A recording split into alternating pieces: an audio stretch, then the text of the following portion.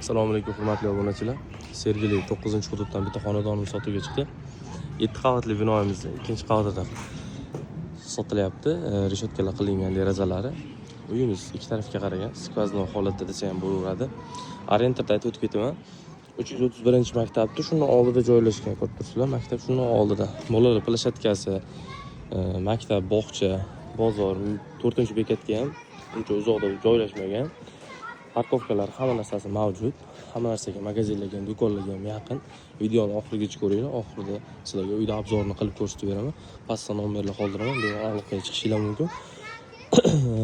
Har xilcha variantlarimizni, hamma variantlarimizni anaqaga qo'ya olmayman. YouTube'ga, Telegram kanalimga qo'yib boraman. Bundan ham arzonroq agar sirroshni sotiladigan variant bo'lsa, Telegram kanaliga o'tib olishinglarni maslahat berib qolaman.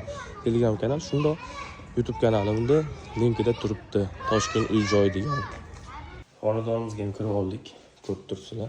Dekorlar qilib qo'yilgan, chiroyli qilib, remontlari bilan bor. Patologlariga ham e'tibor berasizlar. Patologlariga ham figura berib qo'yilgan.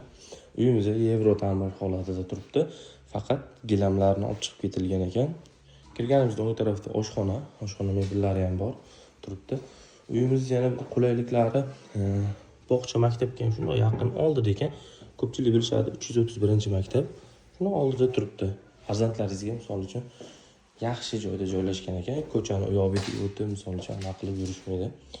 Bu yoqda spalni ota-onalar uchun родительский spalni ko'rib turibsizlar. Bu yoqda ham spalni anaqasi figurasi yasalgan, patologlari bilan birga juda did bilan qilingan ekan. Remontlari ham o'zligi yashash uchun qilingan ekan. Sirosh sotilyapti uyimiz.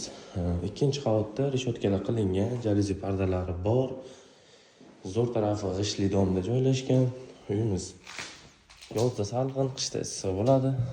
Hammom tualetlari ham alohida joylashtirilgan.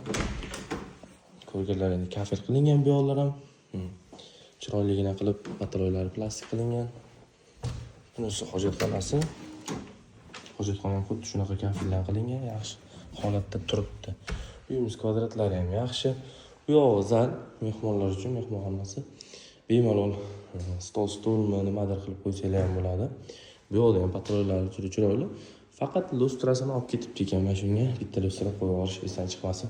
Bu yoq orqa tarafda ham ko'rsatib ketaman. Parkovkada hech qanaqa muammo yo'q. Bu 10-hudud, bu turgan joyimiz 9-hudud. 9-hudud kiradi. Ma'lumotlar ham juda chiroyli qilib shkaflar ham tiqib ketibdi. Yaxshi holatda saqlangan uy, yaxshi remontli. Agar investitsiya uchun olaman deydigan bo'lsanglar ham bemalol $500 $450 $500 qo'yib beramiz. Odam narsalarini qo'yib bersanglar. 7 qavatli binoyimizda ikkinchi qavatda joylashgan Yevro ta'mirdagi xonadonimizning kvadratiga keladigan bo'lsak, kvadrati 55 kvadrat.